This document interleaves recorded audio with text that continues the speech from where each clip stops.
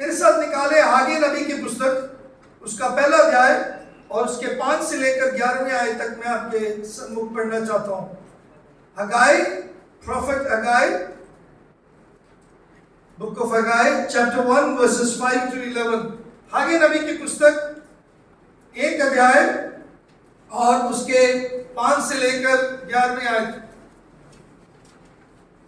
छोटे भविष्यवक्ताओं में हागे नबी की पुस्तक बहुत ही एक परिचित नबी है। ये छोटे भविष्यवक्ता इसलिए कहेंगे उनके कद काल में वो छोटे नहीं है, लेकिन उनका जो सेवा काल है वो थोड़े समय के लिए था। उनकी जो सेवकाई है, संदेश है, या उनको प्रभु ने इस्तेमाल किया कुछ संक्षिप्त काल के लिए या कुछ देर के लिए इस्तेमाल किया था। और जब हम हागे नबी के पुस्तक में पढ़ते हैं, उसका पहला अध्याय 5 से लेकर 11वें आयत तक मैं आपके लिए पढ़ूंगा। आप लोग अपने अपने बाइबल में जरूर ध्यान दीजिएगा। इसलिए अब सेनाओं का यहोवा यूं कहता है, अपनी अपनी चाल चलन पर ध्यान करो। तुमने बहुत बोया परंतु थोड़ा काटा, तुम खाते हो परंतु पेट नहीं भरता, तुम पीते हो परंतु प्यास नहीं बुझती, तुम कपड़े पहनते हो परंतु गरमाते नहीं। और जो मजदूरी कमाता है वह अपनी मजदूरी की कमाई को छेद वाली थैली में रखता है। सेनाओं का यहोवा तुमसे यूं कहता है, अपने अपने चाल चलन पर सोचो। पहाड़ पर चढ़ जाओ और लकड़ी ले आओ और इस भवन को बनाओ, और मैं उसको देखकर प्रसन्न होऊंगा और मेरी महिमा होगी। यहोवा का यही वचन है। तुमने बहुत उपज की आशा रखी परंतु देखो थोड़ी ही है, और जब तुम उसे घर ले आए तब मैंने उसको उड़ा दिया। सेनाओं की यहोवा की यही वाणी है, ऐसा क्यों हुआ? क्या इसलिए नहीं कि मेरा भवन उजाड़ पड़ा है और तुम उसमें से प्रत्येक अपने अपने घर को दौड़े चला जाता है? इस कारण आकाश से ओस गिरना और पृथ्वी से अन्न उपजाना दोनों बंद है, और मेरी आज्ञा से पृथ्वी और पहाड़ों पर और अन्न और नए दाख मधु पर और ताजे तेल पर और जो कुछ भूमि पर उपजता है उस पर, और मनुष्य और घरेलू पशु पर, उनके परिश्रम की सारी कमाई पर भी अकाल पड़ा है। परमेश्वर अपने वचन के पढ़े और सुने जाने पर आशीष दे। प्रभु के सन्मुख हम आंखों को बंद करेंगे, सिरों को झुकाएंगे। परमेश्वर खुदावन हमसे बात कर, हमें सिखा प्रभु जी। इस वचन के मनन से पवित्र आत्मा के भरपूरियत में प्यारे परमेश्वर हमें आज का आप आत्मिक भोजन दें, यीशु के नाम से आमीन। मैं इस संदर्भ को थोड़ा सा आपके सम्मुख रखना चाहता हूं। दक्षिणी यहूदा के प्रांत के अनाज्ञाकारिता के कारण बाबिलोनियों ने आकर जब उनके ऊपर चढ़ाई कर बाबिलोनी जो बंधुआई में उनको लेकर आए, और इस बंधुआई के बारे में प्रभु के कई भविष्यवक्ता ने कई बारी भविष्यवाणी की, मेरे प्रियो, कि ये 70 साल तक चलेगा और उसके बाद प्रभु के लोग बाद में वापस चले जाएंगे।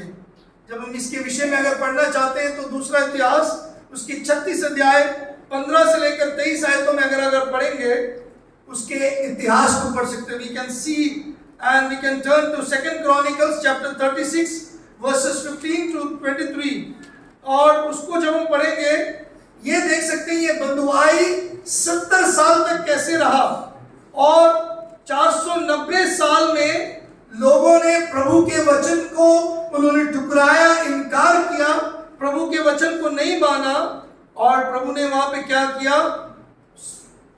आखिर में 70वें हफ्ते में क्या है, जो बंधुआई में थे, साइरस राजा जो बेबीलोन के जो राजा थे उस समय, मीडो पर्शियन उस समय का, उन्होंने क्या किया? मंदिर का पुनर्निर्माण के लिए कार्य किया, और फिर दोबारा जो साउल ने जो मंदिर शुरू किया था, या वो जो परमेश्वर का हैकल था, उसमें फिर बलि चढ़ने लगा, या उसमें फिर प्रभु के लिए एक सैक्रिफाइस शुरू हो गया। मेरे प्रियो, ये जो समय है 50,000 यहूदी जो है 2 साल में क्या है इतने ज्यादा परेशान हो गए, क्योंकि जो वो काम कर रहे थे उस काम की कमाई से वो कुछ कर नहीं पा रहे थे, या काम करना चाहते थे लेकिन उनके लिए काम नहीं मिल रहा, इस अवस्था में था। और उन्होंने बोया लेकिन उनको मिल नहीं रहा। उन्होंने खाना चाहते थे लेकिन वो जो उनके पास खाने की सामग्री थे उससे वो तृप्त नहीं हो रहे थे। वो पीना चाहते थे लेकिन उससे भी वो संतुष्ट नहीं हो रहे थे। जो उनका कपड़े था उससे वो उनको गर्माहट नहीं मिल रही थी। इस अवस्था में मेरे प्रियो, जैसे यहूदी थे उस समय, हगाई नबी ने उनको प्रभु का वचन सुनाया। शायद आज कई बार कई लोग हम में से इस अवस्था में होंगे। हो सकता है कि हम चाहते हैं कि हमारे जीवन में फलदायक हो, हम प्रभु के लिए कुछ कार्य करें, लेकिन हो नहीं रहा। हम चाहते हैं कि हमारे जीवन में आर्थिक, हमारे परिवारों में हमारे व्यक्तिगत आर्थिक स्टेबिलिटी बनी रहे, आर्थिकता में हम ऐसा बढ़े, नहीं हो रहा। हम चाहते हैं प्रभु बस आशीष में बना रखे, प्रभु का अनुग्रह, हम बिल्कुल स्वस्थ रहे, हमेशा कभी बीमार ना हो, हमेशा खुश रहे।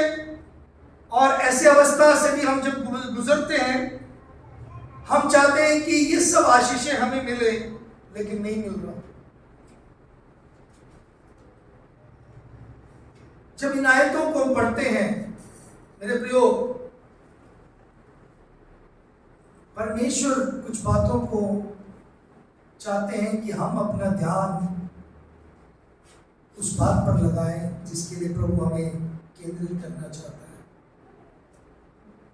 हो सकता है आपकी जिंदगी में, आपके जीवन में, आपके परिवार में जो हालात, जो समय या जो भी आप सामना कर रहे हैं, जिस परिस्थिति का, उसमें परमेश्वर आपसे ये कहना चाहता है कि आप अपने चाल चलन पर ध्यान दीजिए। सबसे पहली बात मेरे प्रियो, जो 5वीं आयत में है, वहां पे ऐसे लिखा है, इसलिए अब सेनाओं को यहोवा यूं कहता है, अपनी अपनी चाल चलन पर ध्यान करो। जब जीवन में कुछ घटनाएं होती हैं, जब हम कुछ मुश्किल में से गुजरते हैं, हमें अपनी चाल चलन पर ध्यान देना चाहिए। हगे नबी की पुस्तक में ये जो शब्द है, ये जो फ्रेज है, ये कम से कम 5 बारी 2 चैप्टर्स में, 2 अध्याय में आए हैं। ध्यान दे रहे हो? हगे नबी के पुस्तक में 2 अध्यायों में 5 दफा ये फ्रेज आया है कि अपने चाल चलन पर ध्यान करो, कंसिडर योर वेज। आज सुबह प्रभु का वचन, सेनाओं को यहोवा का ये वाणी आपके पास, मेरे पास, हम सबके पास जब आया है, तो प्रभु हमसे चाहता है कि हम अपने चाल चलन पर ध्यान करें।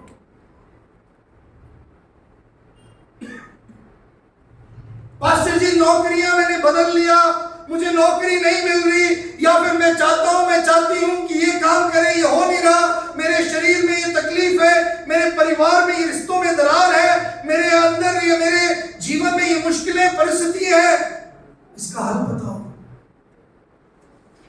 मैं आपको आज बताऊं, परमेश्वर यहोवा की ये वाणी है, अपने अपने चाल चलन पर ध्यान दें।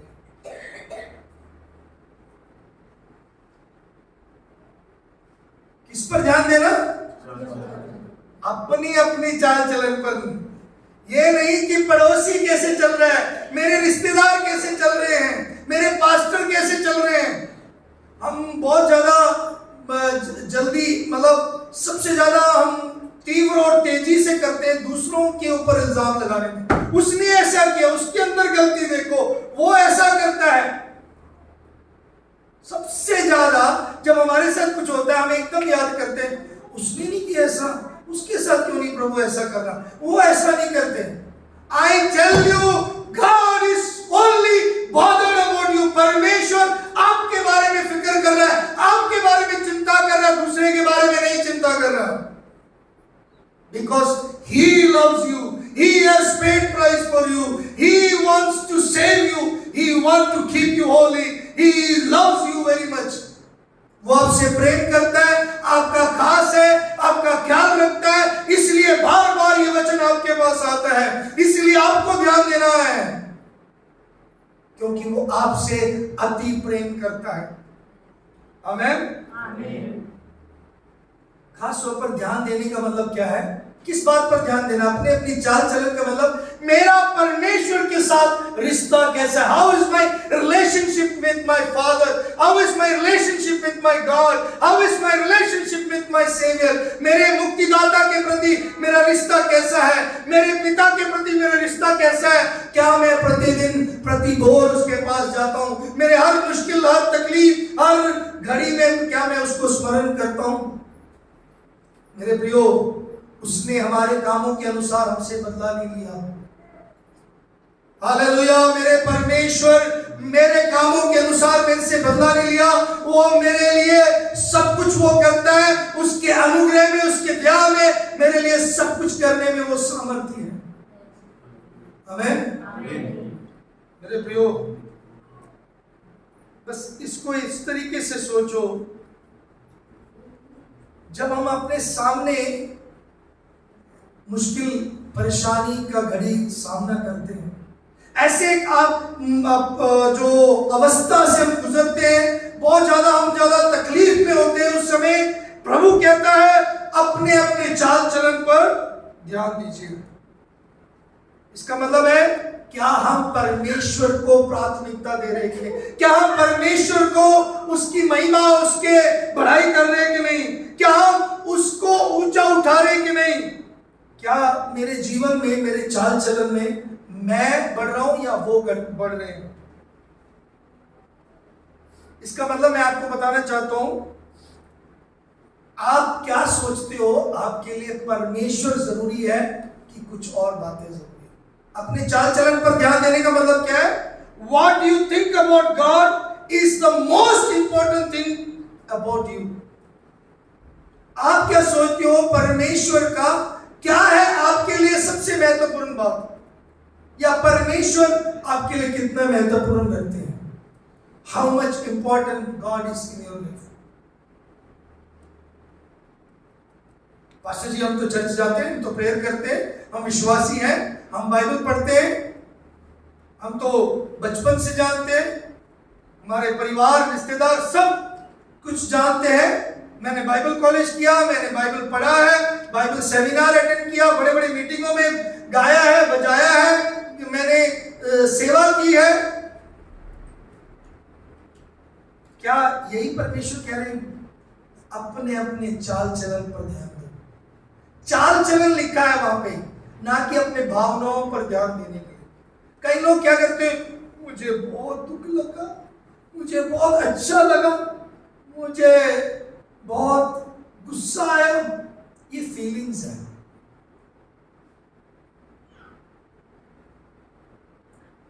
आप में से बहुत सारे लोग आज के समय पर, आज के दुनिया में, कॉर्पोरेट दुनिया में रहते हो। आप जहां भी प्राइवेट नौकरियां कर रहे हैं, सरकारी नौकरी कर रहे हैं, आपको पता है, आप कितने भी अपने आप को बोलो हम ठीक नहीं है, हम परेशान हैं, आपके बॉस का आपको जब कॉल आता ना, आप लोग तो दोनों पैर क्या पूरा भागते हैं। कई बार ऐसे हालात में होते हैं कि मुश्किल है, तब भी आप भागते हो, तब भी आप समय पर पहुंचते हो ड्यूटीज पे। हाँ जी राजकुमारी जी, समय पर पहुंचना है ना, नहीं तो नौकरी में पैसा कटेगा। मेरे प्रियो, हम अपना मन किस बात पर ध्यान लगाते हैं? जरूरत है कि हम ध्यान दें, मेरा चाल चलन कैसा, मैं कैसा हूं। प्रभु के वचन में जब विलाप गीत में लिखा है 3 और उसकी 40 आयत में, let us search and try our ways and turn again to the Lord. हम अपने मार्गों पर ध्यान दें और प्रभु की ओर फिरें। लूका 15:17 में जहां पे उड़ाव पुत्र की कहानी है, जब वो अपने आपे में आया, उसने पहचाना, अरे मैं तो सूअरों का खाना खा रहा हूं, मेरे बाप के घर में तो सब कुछ है, मैं तो बाप से दूर चला गया हूं, मेरी गलती है। आज सुबह भी मैं इस बात पर मनन करता हूं, आज बहुत सारे विश्वासी इसलिए मुश्किल परेशानियों में है, अपनी गलती करके। परमेश्वर ने नहीं छोड़ा, परमेश्वर ने आपको मुश्किल में इसलिए होने दिया क्योंकि आपने वो निर्णय लिया।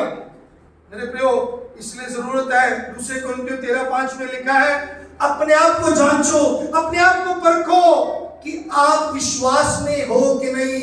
Examine yourself whether you be in faith, prove your own self. अपने आप को परख कर जांच के देखो, साबित करने की जरूरत नहीं, लेकिन परखो अपने आप को, जांचो अपने आप को, आपका जीवन, आपका चाल चलन कैसा है। मेरे प्रियो, आप अपने आसपास लोगों को देख सकते हो, हमेशा हालातों को आप इल्जाम लगा सकते हो, मेरे परिस्थिति, मेरे हालात, मेरे जीवन, मेरे लोगों ने ऐसा किया, ऐसा आप बोल सकते हो। लो, मैं आपको बताना चाहता हूं, आपके चाल चलन की वजह से प्रभु आपको कई बार उस ध्यान में लेके आना चाहिए, दिलवाने के लिए आपके जीवन में परेशानी को होने देता है। हमारा ध्यान प्रभु की ओर हो। दूसरी बात, यहां पे क्या हुआ था एक्चुअली, जो यहूदी लोग सबसे ज्यादा क्या हुआ था, परेशान होकर वो फ्रस्ट्रेट हो गए थे, वो निराश होकर वो इतना ज्यादा परेशान हो गए, और क्योंकि जो वो कर रहे हैं उसमें कुछ वो निकल नहीं रहा। ऐसे बहुत सारे समय पर होता हमारे जिंदगियों में, हम करना चाहते हैं, कर नहीं पाते, हम चाहते हैं परिणाम, परिणाम निकल नहीं रहा, हम चाहते हैं फल, फल आ नहीं रहा। मेरे प्रियो, याद रखें, असंतुष्टि में थे लोग। जब हम उस वचन को पढ़ते हैं, नीचे ध्यान देते हैं, कितनी बार वहां पे लिखा है, वहां पे 6वीं आयत में, तुमने बहुत बोया परंतु थोड़ा काटा, तुम खाते हो परंतु पेट नहीं भरता, परंतु प्यास नहीं पीते हो, प्यास नहीं बुझती, तुम कपड़े पहनते हो परंतु गर्माते नहीं। बल्कि अंग्रेजी में लिखा है कि there is not enough to be satisfied, तृप्ति नहीं है, संतुष्टि नहीं है। असंतुष्टि के कारण लोग परेशान हो गए, लोग बहुत ज्यादा दुख मना रहे थे, दुखी थे। और मेरे प्रियो, उस असंतुष्टि का उनका जो हल है, प्रभु आगे के आयतों में बता रहे उनको क्या प्रॉब्लम है। उनका प्रॉब्लम क्या था? 3 मुख्य प्रॉब्लम है, एक खाने का, पीने का और कपड़े का। 3 बेसिक नीड्स ऑफ लाइफ, 3 मूल्य जरूरतें जो जीवन का है, रोटी, कपड़ा, आज तो मकान आसान हो गया, इसलिए प्रभु ने यहाँ मकान नहीं लिखा। मकान लोन में मिल जाता है, मकान कईयों ने बना लिया, और प्रभु मकान के बारे में नहीं बोलता। कारण क्या है? यहाँ पे रहने के लिए बहुत स्थान मिल जाते, किराए में रह सकते हैं, तंबुओं में रह सकते हैं, कोई बड़ी बात नहीं। लेकिन सबसे ज्यादा लोग परेशान होते हैं, हम क्या पहनेंगे। सुबह हम अलमारी खोल के देखते हैं क्या पहनेंगे, ये सूट, ये कलर, ये मेरे लिपस्टिक के साथ है कि नहीं, ये मेरे बालों के साथ सही है कि नहीं, और फिर हम क्या खाएंगे। आज सुबह मुझे ओट्स खाना है, मुझे चिकन खाना है, क्या खाना है, या सोचते हैं, फिक्र करते हैं। आज तो संडे है, आज पक्का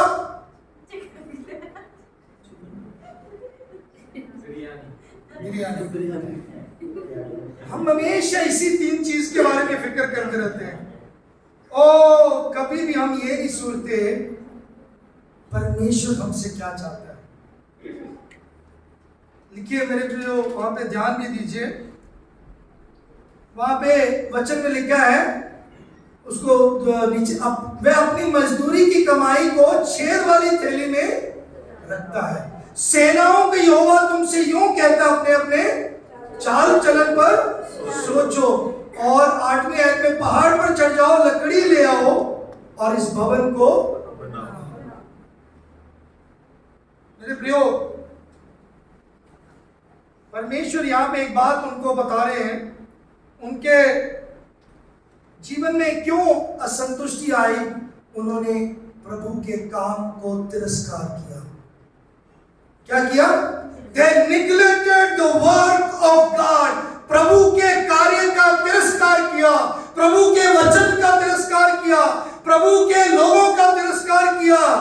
आज ऐसे बहुत सारे विश्वासी हैं जो प्रभु के काम का तिरस्कार करते हैं, neglecting the things of God, प्रभु के कामों का तिरस्कार करते। क्या हुआ था वहां पे? मंदिर टूटा हुआ पड़ा और लोग कह रहे हैं हमारे जीवन में क्यों प्रॉब्लम है।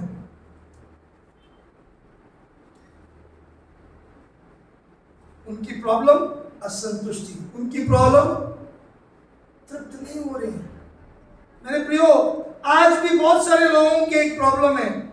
एक व्यक्ति की कहानी ऐसा, उसने अपने बच्चे को फ्रेंच फ्राइज लेके दिलाया।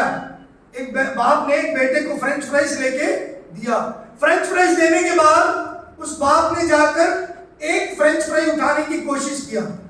बेटे ने एकदम से हाथ मारकर बोला नहीं। बेटे को किसने लेके दिया? बाप ने लेके दिया। बाप ने बेटे को जब लेके दिया, उसको पूरा कीमत भी चुकाया। और जब पिताजी ने बेटे को दिया, उसने क्या गलती की? एक फ्रेंच फ्राई तो मांगा या उस चाह, लेकिन बेटे ने मना कर दिया। बेटे ने मना कर दिया। अब बाप क्या कर सकता है? बेटे को पाठ सिखाने के लिए या तो उसको फ्रेंच फ्राई में, मतलब उस तवे में डाल के उसको फ्राई कर दें, या उसके सारी फ्राइज उससे छीन लें। ऐसा कर सकता है बाप?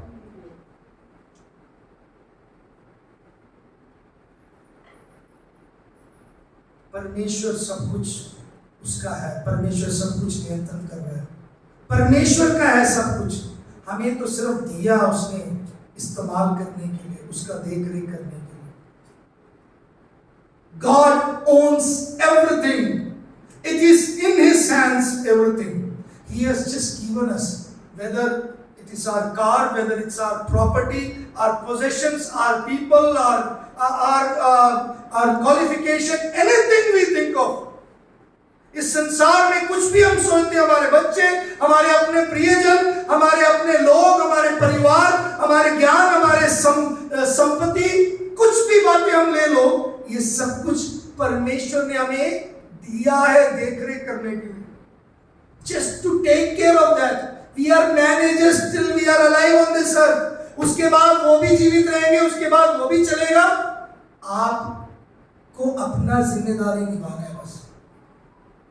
मेरे प्रियो, याद रखें, जब उसने आपको धन दिया, जब उसने आपको कमाई करने का शक्ति बल दिया, तो वो क्या चाहता है कि हम उसके द्वारा क्या करें?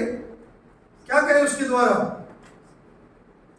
देखो आगे 9वीं आयत में, 8वीं आयत का नीचे पढ़ो और पढ़ेंगे।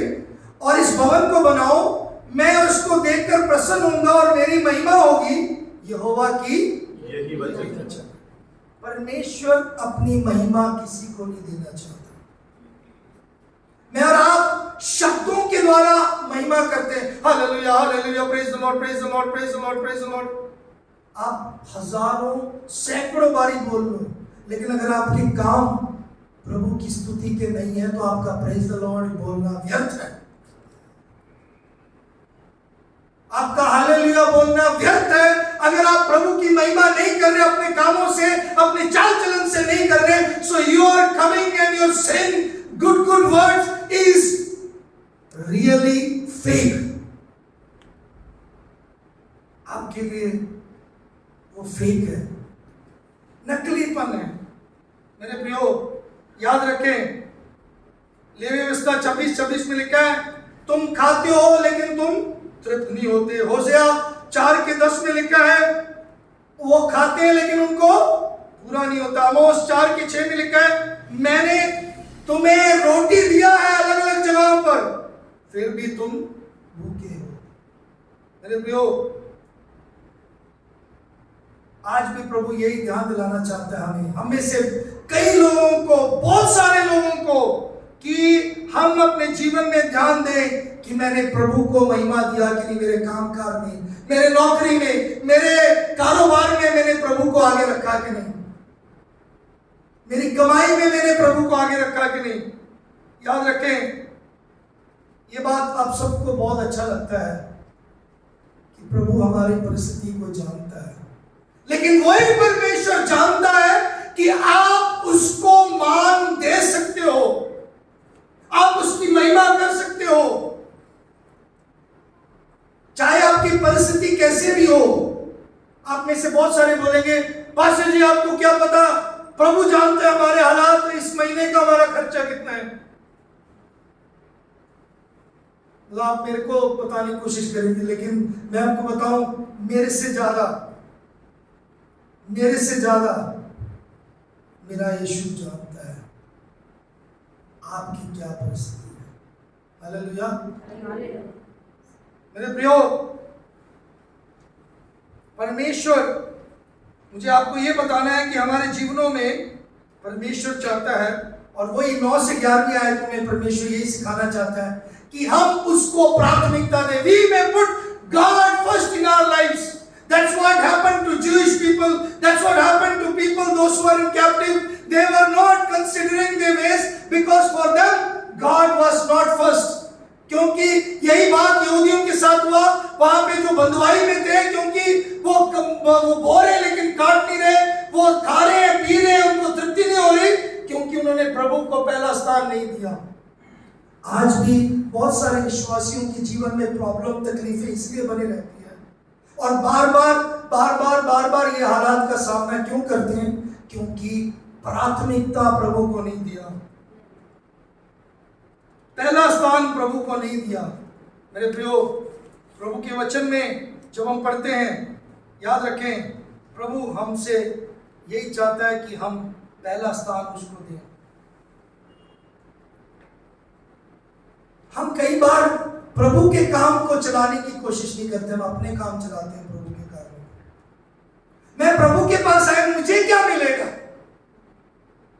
ज्यादातर, अधिकतर, मैंने बताया ना, अधिकतर विश्वासी प्रभु के पास आते, प्रभु आप मुझे क्या देंगे? We always expect God what you will give.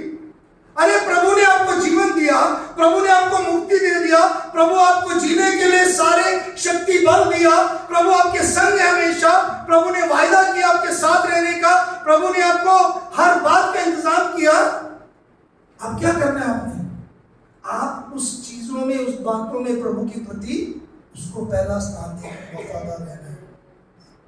आमीन, आमीन, आमीन। हम सब इस बात का ध्यान रखें कि परमेश्वर ने मेरे जीवन में जो कुछ किया है, जो कुछ दिया है, मुझे परमेश्वर के लिए इस्तेमाल करना है।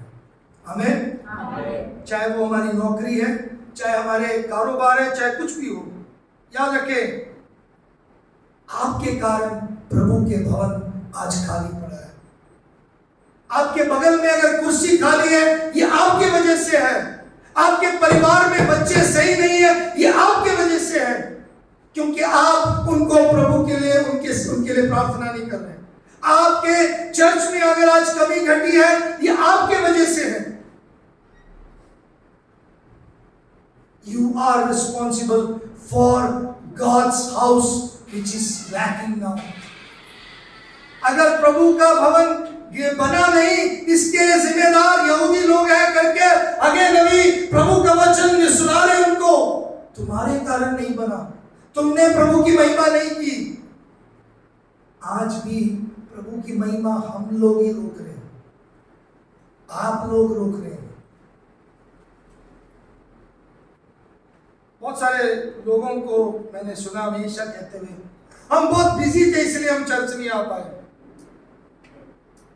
प्रभु का काम हमारे काम से बढ़कर नहीं है। आमीन।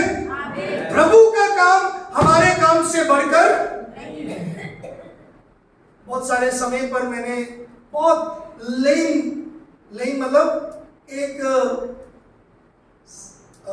ऐसा एक बहाना या ऐसा एक मैंने एक्सक्यूज सुना है जो बहुत ही सरल और बहुत ही मतलब विचारने के लिए भी बड़ा मुझे अजीब लगता है। अरे ये भी कोई बहाना हो सकता है?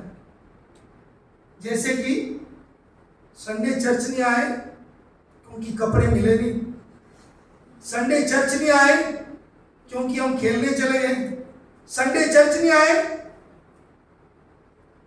क्योंकि हमारे गाड़ी में तेल नहीं था। आपके पास बाकी सब जगह जाने के लिए तेल होता है, बाकी सब जगह जाने के लिए आपके पास कैब अवेलेबल मिल जाता है।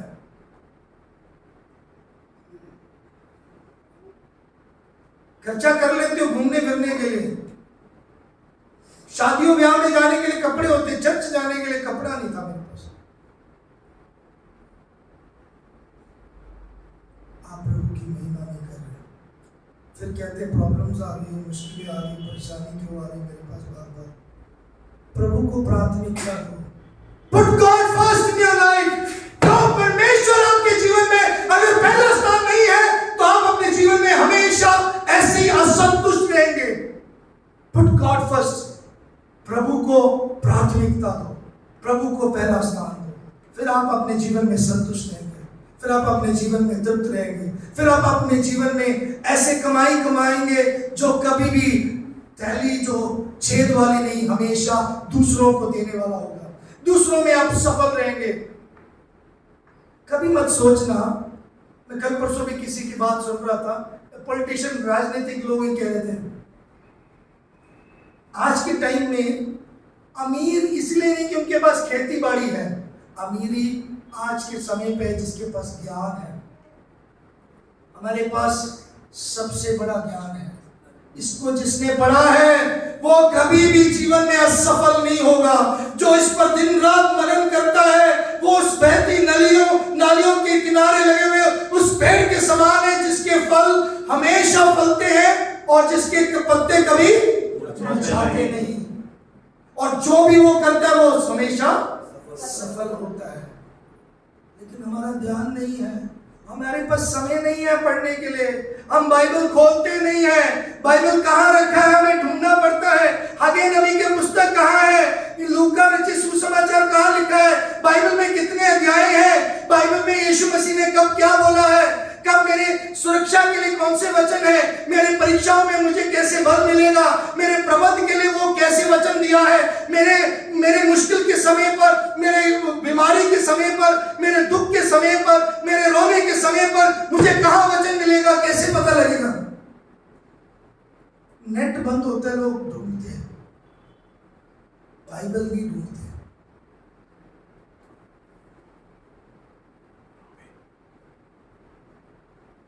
आपका चाल चलन कैसा, ध्यान दीजिए, ध्यान दीजिए अपने चाल चलन पर, अपने आप को परख के देखें, पड़ोसी को नहीं, किसी को नहीं। आप छोड़ दीजिए कलीसिया और पादरी के ऊपर इल्जाम लगाना, छोड़ दीजिएगा आप दूसरों के ऊपर इल्जाम लगाना, अपने जीवन में झांक के देखें, अपने गिरेबान में झांक के देखें, अपनी आंख की पुतली के अंदर देखो, आपके आंख में क्या तिनका है, दूसरों की आंख में मत कि उसके गड्ढे निकालने के लिए। मेरे प्रियो, और आखिरी एक और बात 8वीं आयत में है, जो प्रभु कहता है वो करना है। प्रभु क्या बोलता है, प्रभु क्या बोलता है, जाओ, 8वीं आयत में लिखा है जाओ लकड़ी ले आओ और इस भवन को। यहाँ पे लकड़ी ले आने के बाद में सिर्फ वहां इसलिए नहीं कि लकड़ी नहीं था, या इसलिए नहीं कि जो प्रभु लकड़ी के बिना काम नहीं करवा सकता। आप और सब लोग सोचेंगे यार लकड़ी लेके आने के लिए उनको इतनी देर तिनका टाइम लग गया, या इसलिए नहीं हुआ। प्रभु वहां पे उनको कहना चाहते हैं, उनको सिखाना चाहते हैं, जाओ और आपका बहुमूल्य चीज लेके आओ, आपका जो समय है वो प्रभु को दो, आपका जो टाइम है और ऑफरिंग्स है वो प्रभु के पास लेकर आओ, अपने दशमांश और भेंट प्रभु को दो। प्रभु के वचन में हमेशा एक आगे जाने के लिए और दूसरा लेके आने के लिए और बनाना है हमें। ये 3 बातें याद रखना। मसीह जीवन में हमें 3 काम है, एक तो जाना है प्रभु का वचन सुनाने के लिए, प्रभु के पास लेके आना है, पाने के लिए नहीं कोशिश करना प्रभु मुझे दे, प्रभु मुझे दे। बहुत सारे लोग ऐसे ही रहते हैं, फिर वो ऐसे ही रहते हैं, लेकिन अगर आप प्रभु को देंगे आपका हाथ हमेशा प्रभु की महिमा के लिए रहेगा। आमीन।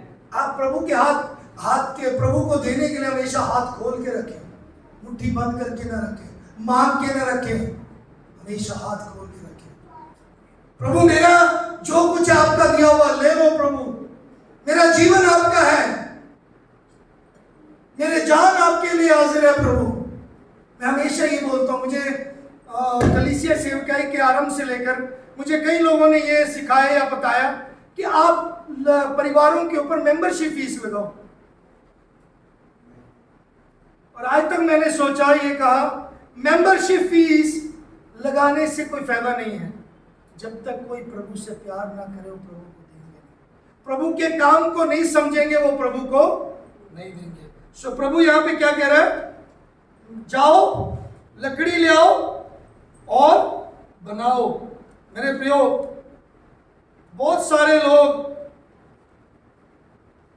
मैंने लिखा वरुण वर्षबी ने एक बार ही लिखा, उनके 50 साल की सेवकाई में उन्होंने देखा ज्यादातर मसीह लोग कलीसिया में वो सामान लेके आते हैं जो कलीसिया में टूटा हुआ सामान, पुराना सामान और बेकार सामान जो इस्तेमाल करके पुराने हो गए वो लेकर आते हैं। मेरे प्रियो, याद रखें, हमें चाहिए परमेश्वर के वचन को आगे लेके जाना, हमें चाहिए परमेश्वर की हजूरी में क्या लेके आना, हमें चाहिए परमेश्वर के वचन लेके जाना, लेकिन साथ साथ में God says that we need to bring before him, क्या लेके आना है उसके सामने, अपने भेंट और दशमांश, अपने भेंट और दशमांश। भेंट किसका है? मैं इस शब्द से नफरत करता और मैं नहीं चाहता हम लोग इस्तेमाल करें चंदा, दान, ऐसा नहीं। प्रभु को, मेरे परमेश्वर को आप दान नहीं दे सकते। अगर आपने देना है तो भेंट दीजिए, you give offerings to him. Offering is भेंट। आप उसको ऑफर कर रहे हो, आप उसको प्रस्तुत कर रहे हो।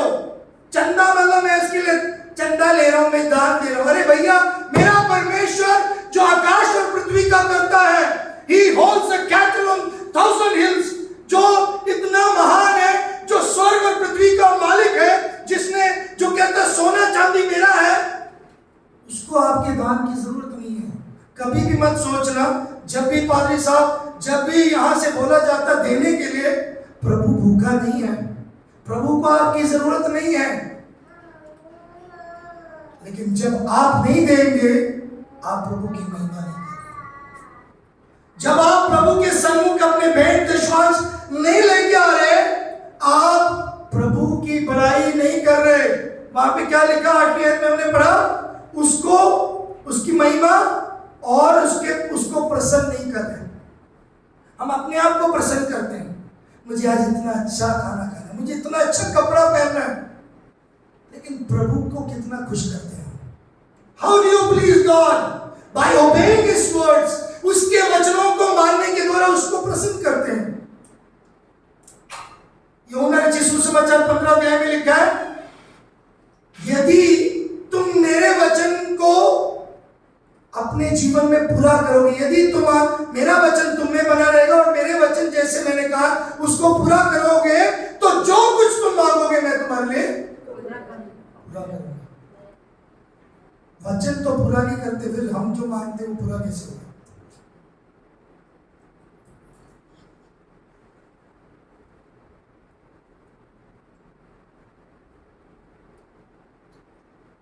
लोग उधार लेकर कई काम करते हैं, कई नौकरी में जाते हैं, कई सिचुएशंस में करते हैं, लेकिन प्रभु के सम्मुख भेंट देने में बहुत मुश्किल है।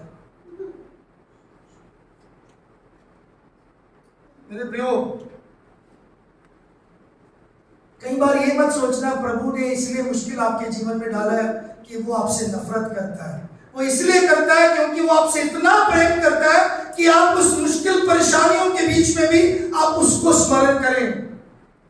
चार्ल्स स्पर्जन ने ऐसे लिखा, God doesn't allow his children to sin successfully, प्रभु कभी भी अपने बच्चों को पाप सफलतापूर्वक करने नहीं देता, बल्कि प्रभु इतना प्रेम करता है कि वो कई बार कई विश्वासी कई बच्चों को अपने वो पाप करने देता है, लेकिन वो सीक्रेट में करते हैं। क्या होता है फिर सीक्रेट में जब करते हैं? सीक्रेट में करने देता है। यहाँ बहुत सारे विश्वासी हैं जो सीक्रेट में पाप करते हैं, गुप्त में पाप करते हैं, किसी को नहीं पता लगता। लेकिन याद रखना, प्रभु बोलता है हर एक तुम्हारे वो शब्द तुमने निकाले, हर एक तुम्हारे वो जो वचन तुमने बोले हैं, हर एक तुम्हारे ख्याल, हर एक तुम्हारे काम का मैं लेखा लूंगा और वो एक्सपोज किया जाएगा। It will be exposed. ये मत सोचना कि उस समय कोई नहीं देखेगा, उससे पहले आपके सामने एक्सपोज किया जाएगा। मसीह के न्याय आसन के सामने आपके हर एक गुनाह का एक्सपोजिशन होगा।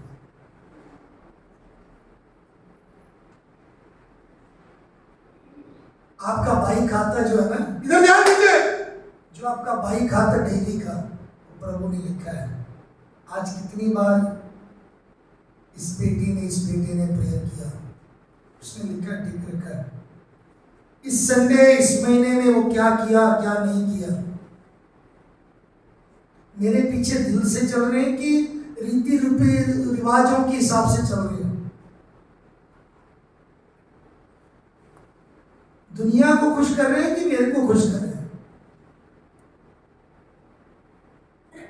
प्रभु यहोवा की यही वाणी है, अपने अपने चाल चलन पर ध्यान दीजिएगा। मैं आपको यही बताना चाहता हूं, प्रभु कहता है, मत्ती रचित सुसमाचार 6 आखिरी आयत पढ़ के हुए हम समाप्त करते हैं। उसके 33 आयत में लिखा है, पहले उसके धर्म और राज्य की खोज करो तो ये सब वस्तुएं दी जाएगी। जब हमारे परमेश्वर की महिमा, उसको पहला स्थान मिलता है। मेरे प्रियो, याद रखें हम किसको पहला स्थान दे रहे हैं। एक मिशनरी मीटिंग में, एक मिशनरी सभा में जो लेडी थी, जो सेक्रेटरी थी, वो खड़ी होकर बोला उसने कि हमें एक मिशनरी के लिए $4000 चाहिए। और सारे लोग बैठे थे ऐसी कलीसिया में, मैंने जैसे बताया ना, तो सब लोग जब बोले, उसके बाद एक वहां पे एक और मिशनरी बुजुर्ग थे, उससे बोले आप प्रेयर करो प्लीज इसके लिए कि ये इंतजाम हो जाए। तो ध्यान दीजिए, आप प्रेयर करना कि इंतजाम हो जाए। तो वो बुजुर्ग खड़े होकर बोला मैं प्रेयर नहीं करूंगा। कहते प्लीज प्रेयर कर दो, बस अब समाप्ति पे है, सारा सेशन खत्म हो गया, अब तो मिशनरी मीटिंग है, आप प्रेयर कर दो, कंक्लूड कर दो। कहते मैं नहीं प्रेयर करूंगा इस विषय के लिए। कहते क्यों? कहते प्रभु ने जो इंतजाम कर दिया उसके लिए मैं क्यों प्रेयर करूंगा। कहते कहां इंतजाम, अभी तो $4000 चाहिए। कह रहे जो कुछ अभी जिनके पास है, जिसके जेब में है, वो निकालें, अभी $4000 हो जाएगा। उसी समय उसने अपने जेब में से $15 निकाले, उसके पास जो था उसने आगे रखे, और जो प्रेसिडेंट था उसके पास $100 था, उसने रखे।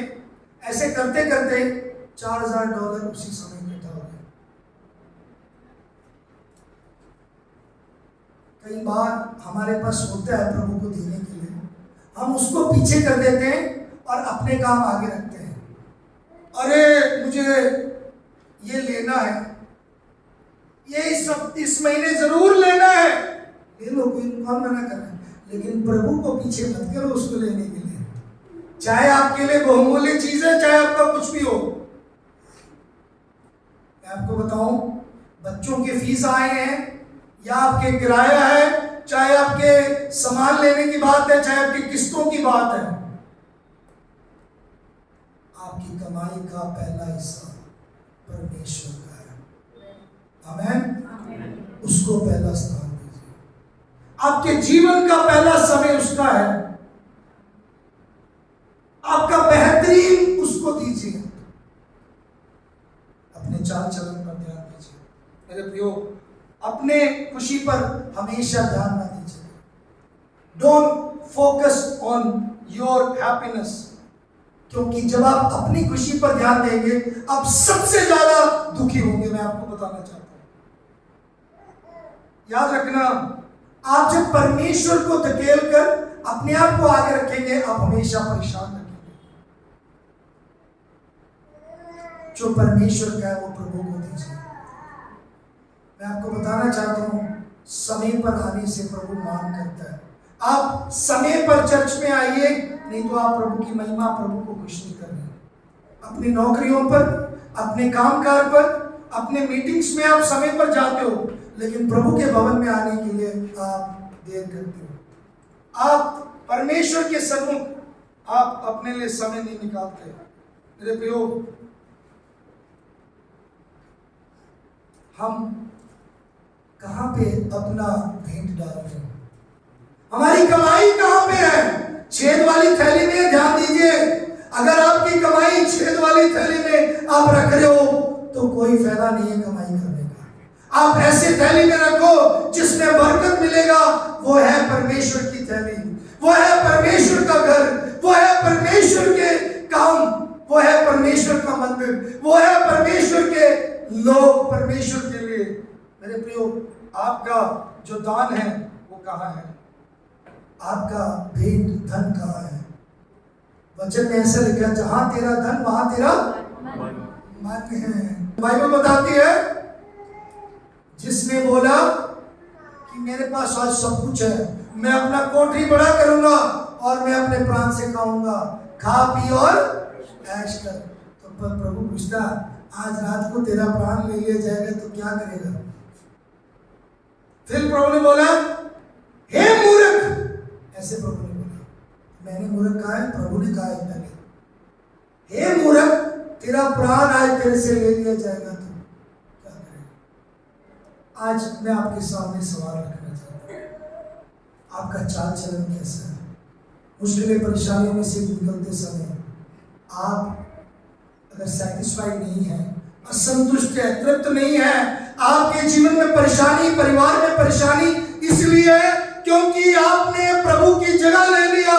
प्रभु की महिमा, प्रभु को प्रसन्न करने की जगह पर अपने आप को खुश कर रहे हो, अपनी महिमा कर रहे हो, अपनी बड़ाई कर रहे हो। प्रभु इसलिए नहीं आपको अलाउ कर रहा है कि पाप करने के लिए कि आप उसमें बने रहो, इसलिए कि एक दिन वो आपको एक्सपोज करेगा। याद रखें। आइए हम प्रार्थना में प्रभु के सम्मुख जाएं। आपका जीवन कैसा है मुझे नहीं मालूम, आपकी परिस्थिति कैसा है मुझे नहीं मालूम, लेकिन मैं आपको बताना चाहता हूं, आपके कोई भी परिस्थिति हो, उस परिस्थिति में प्रभु आपका ध्यान लेके आना चाहता है कि अपने आप पर ध्यान दीजिए। दूसरी बात, प्रभु ये सिखाना चाहता है कि ये प्रॉब्लम इसलिए आया क्योंकि हमने परमेश्वर के काम को तिरस्कार किया। प्रभु जो कहता है वो करें, जाएं, लेकर आए और बनाएं, लोगों को बनाएं, बिगाड़े ना, मित्रता रिश्ताएं बनाए रखें, परिवार बनाए रखें, जीवन बनाए रखें, नौकरी बनाए रखें, कलीसिया में बनाए रखें, आप अपनी कंटिन्यूटी को बनाए रखें। आप build yourself in the Lord, प्रभु में बनाओ, प्रभु के लिए बनाओ, प्रभु का भवन बनाओ। आपका जो शरीर है परमेश्वर का भवन है, उसको बनाओ।